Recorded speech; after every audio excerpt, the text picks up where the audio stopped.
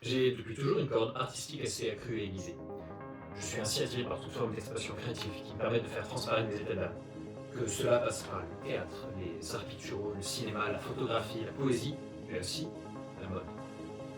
J'ai commencé il y a maintenant un an, comme une évidence, à acheter des vestes chez Emmaüs, afin d'y peindre dessus des symboliques qui me sont chères. Seulement, ces vêtements n'avaient pas d'autre vocation que de rester personnels et en ma stricte possession.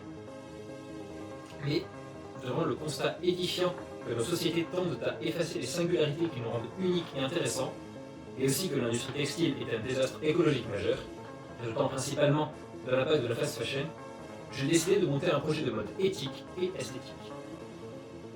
Je souhaite donc proposer à la vente des pièces uniques, issues uniquement de la seconde main, et altérées selon différentes techniques dans le but de créer des objets d'art forts et hors du commun.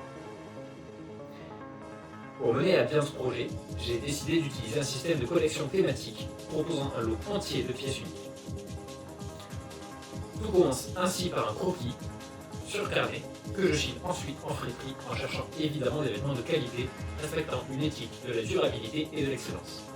Vient ensuite la phase de la transfiguration, lors de laquelle je viens peindre, couper, broder, coudre sur la matrice déjà existante, la transformant alors en pièces uniques. Je cherche donc à développer un sens de la symbolique et de l'esthétique, tout en combattant l'uniformisation des styles personnels au travers des tendances, et aussi les dérives écologiques d'une industrie bien trop polluante, en créant des marques sourcées, locales, indépendantes et possédant une direction artistique établie, ainsi qu'une charge créative forte et assumée.